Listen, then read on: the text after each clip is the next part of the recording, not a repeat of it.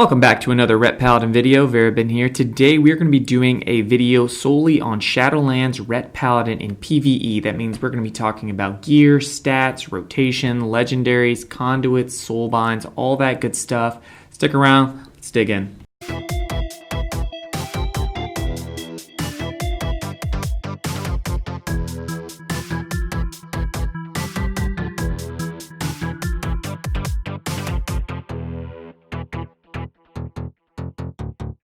All right, so for single target rotation, talents, and gear, I'm going to put up some things on the screen to show you where my stat weights are. Yours are going to vary a little bit, but the bottom line is that haste is likely going to be your best stat, and then followed very closely by crit and mastery, and then versatility is going to fall behind quite a bit.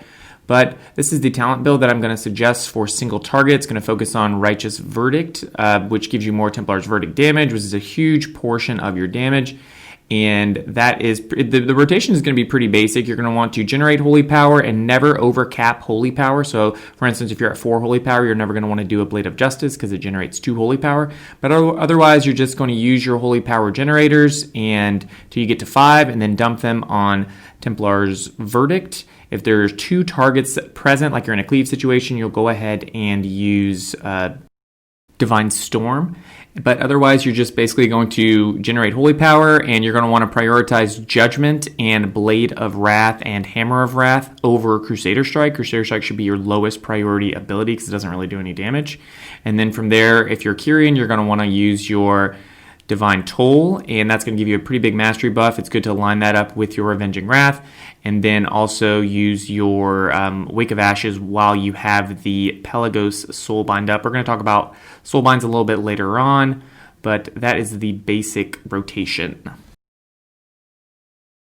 All right, so for an AoE focused build, this is one that you would use during a Mythic Plus if you're focused on Mythic Plus, and you probably would want to move your talents around just a little bit. You can see we shifted Righteous Verdict to Zeal, and then we also shifted Blade of Wrath to Empyrean Power. That's going to give you more AoE damage, but otherwise the build is the same. It's going to play very similarly.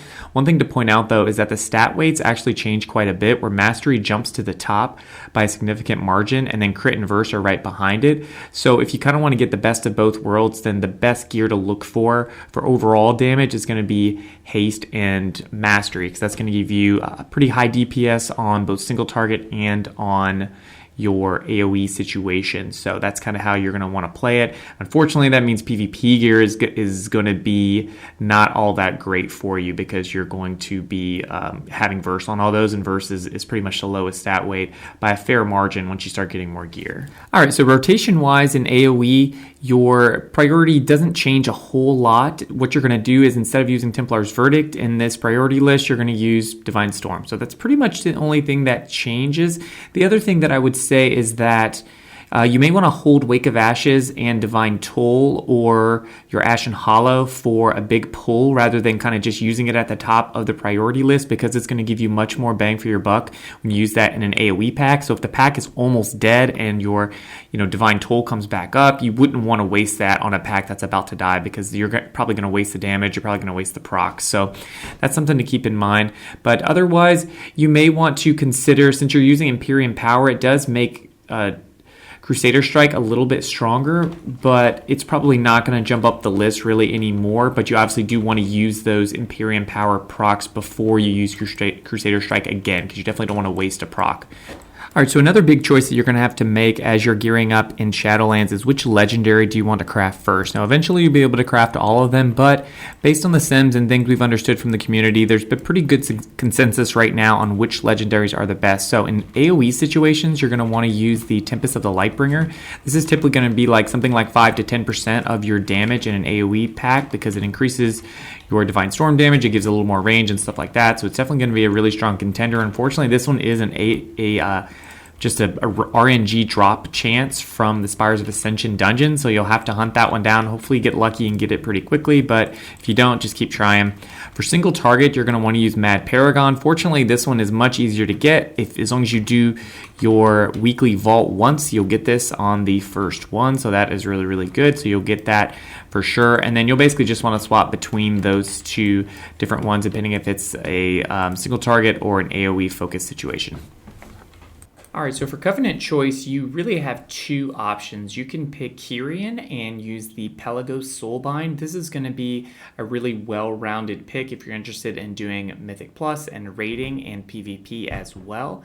Primarily, I would say if you are interested at all in doing PvP, then you should pick Kyrian. But if you don't care about PvP at all, then you should probably just go ahead and pick Venthyr. So if you want to pick Kyrian, then you're going to pick Pelagos because the proc for combat meditation is really, really strong. And the two primary potency conduits that you're going to want to take are Virtuous Command, which gives a additional damage when you use most of our abilities, basically all of your melee abilities. It does not proc off Judgment, but when you use Judgment, it's going to give you this buff for 5 seconds, and that buff is going to add additional holy damage. This got heavily nerfed in beta, but it's still pretty good. And unfortunately, all of our potency conduits are kind of crappy, so it's kind of the best of the worst, but that's kind of is what it is. When you go down this path, you're also going to get access to an endurance conduit. So none of them are all that strong. You can either take Golden Path or Divine Call, I think are probably your two best options. Divine Call is going to give you a little bit more frequent access to your bubble, which can come in handy, but it's honestly not really all that great. Golden Path gives you a little bit of healing, and then Shielding Words increases your Word of Glory by a little bit. So it's all these kind of tiny little increases.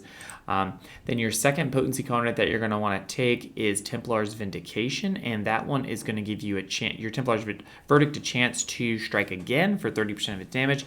Again, this is not going to be a huge DPS increase, and if you're interested in doing Mythic Plus and PvP, then you're probably going to want to dump Templar's Vindication and take Ringing Clarity instead, because it's actually pretty decent, pretty decent overall potency conduit, and it's going to actually be useful for you in an AoE situation, whereas Templar's Vindication doesn't do anything for you at all in an AoE situation, right? Because you're not going to be casting Templar's Verdict at all. So from there, I would probably go ahead and take a Finesse conduit, but it doesn't really matter. The Finesse and the Endurance conduits don't make a huge impact on your DPS or your survivability or anything like that. They're almost like flavor if you're just interested in PvE. So I kind of like Lights Barding because it makes your steed last a little bit longer, and sometimes you want to go just a little bit farther with your steed. So that's kind of what it's going to look like. And then for Venthyr, if you're purely focused on PvE, then I think Venthyr is probably going to be your pick. And Theotar, the Mad Duke, has a really strong proc on his first button here.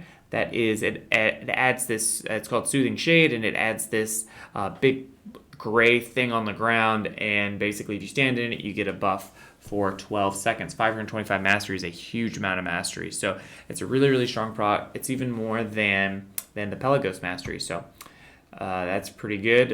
In a raiding situation, we're going to be moving around a lot, or even in Mythic Plus. You're probably going to get limited benefit from this, but hopefully it will proc for you, so good luck.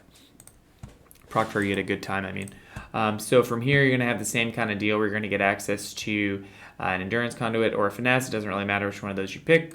Virtuous Command is still going to be your pick there, and then you're going to want to go all the way down here and pick the second Potency Conduit. So unfortunately, it kind of looks like you have a lot of choices when you pick these with these soulbinds, but you really don't. You really don't have that many choices. You have to take 2 potency conduits because that's the only way to do more damage, and our potency conduits are not all that great. If you're really focused on Mythic Plus, you can drop Templar's Vindication and you can take Truth's Wake, but again, this is going to be a pretty minor increase. At item level 200, it's going to be 18% additional Wake of Ashes damage over 6 seconds. So in Mythic Plus, it's going to add up. It's going to be pretty good. But it's not really going to be all that great. All right, so the last thing I wanted to talk about was macros and add-ons, because I think these can really take your play to the next level. And the primary add-on that I wanted to put a plug in here for is Weak Auras, and this is a Weak Aura that I've been using for a while now, and it's one that I get tons of questions on in my videos in the comments and stuff like that. And I did another video on it that I will link in the description about all about my UI, but I think Weak Auras is an absolute no-brainer. It's going to give you all of this information at your disposal. It's going to show you when your wings is coming up. It's going to show you about your Covenant class ability, your interrupt, your stun. It's going to give you a little bit of rotational help. It's going to kind of pop up here and tell you kind of what's coming off cooldown and stuff like that.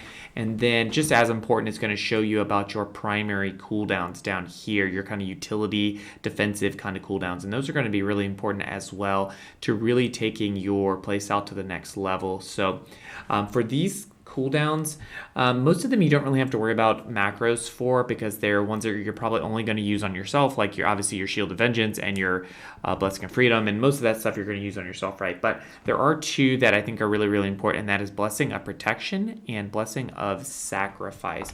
And for these, I'm going to recommend that you make macros for them so that you can mouse over, and that way you can either have somebody either in the game and you can mouse over them, or on your party frames. And what that's going to look like is that you'll have a macro that looks something like this. It says cast bracket at mouse over, close bracket, Blessing of Protection. And what that will do is when you press that button, it will not cast Blessing of Protection on yourself like it normally would. It's going to cast it on whoever you have your mouse over. So if you see that your healer has aggro and it takes a little bit of damage, then you can pop a Blessing of Protection on them, and it will hopefully prevent them from dying. So that is a really, really important one. And you can do the same thing for Blessing of Sacrifice. You can have a mouse over macro for that. I don't think I actually have one of those at this very moment. I have macros and stuff set up for PvP right now, but you'll do the same thing. So if you wanted to make that macro, you could just hit new, and then you'll say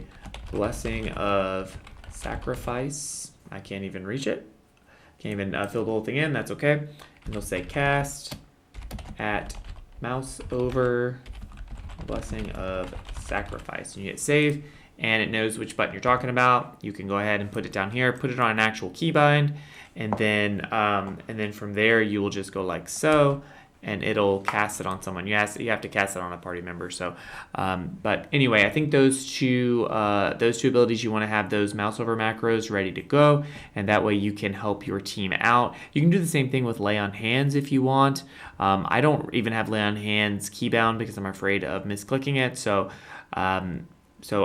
you could probably want to use that either on yourself. You can use it on a tank or something. So that's another one you'd probably want to go ahead and have ready. So one last thing I wanted to mention before we close the video is consumables. So obviously, if you've been playing WoW any amount of time, you know that you need to enchant your gear, and there's not a whole lot of options for what you can use to enchant your gear. There are a few different ones as far as your weapon enchants. I've actually never used Lightless Force, but I've seen other people use it, and it is really the only option for single target and cleave. I still think Sinful Revelation is probably better, even on AoE and cleave in AoE situations, because you're probably not going to be able to switch weapons around all that often unless you just happen to have two of the same weapon, and Sinful Revelation is going to be much better on single target, so I would probably just use Sinful Revelation in all situations. On Cloak, you can get a little bit of additional speed and stamina, so that is pretty good for moving around a little bit.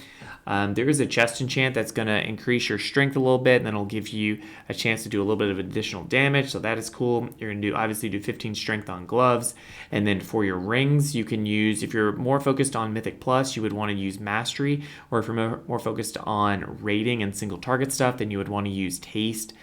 You can obviously check with Simulation Craft and Raid Bots and all that good stuff, and to see which of those is going to be better, but it's probably either going to be Mastery or Haste. And then you can, if you've got the money, you probably should be using flasks and potions. So obviously you're going to use the strength potion, and you're going to use, there's only one flask, so that is all you're going to be doing. The other thing that is new in Shadowlands is sharpening and weight stones. So you're going to want to put one of those on your weapon. If you're using a mace, you'll use the weight stone. If you're using a sword or an axe, you'll use the sharpening stone. And those will add a little bit of additional attack power. It might not seem like a lot, but 20 attack power is equivalent to like 10 strength, I guess, if it still works that way. So it's almost the same as a glove enchant, so it's definitely worth having. It's not something you want to throw away. Obviously, you want to use your gems in those slots if they are available, and same with enchants. ring enchants that you'll probably want to use either mastery or haste, just depends on what you want to focus on and do a little bit better on. And then you can certainly take a look at the food here. There's going to be a food that's going to give you 30 haste, or you can find a mastery food as well. Alright guys, that is all for the video. I appreciate you watching, and please be sure to hash that like button and subscribe for more. If you are interested in Ret Paladin content, I'm going to be doing all sorts of content, including raiding, PvP, Mythic Plus, stuff like that. I'm also streaming every once in a while. I'm going to be streaming over on twitch.tv/Varabin, so if you don't mind, go ahead and drop me a follow over there, and I will see you guys in the next one. Take care.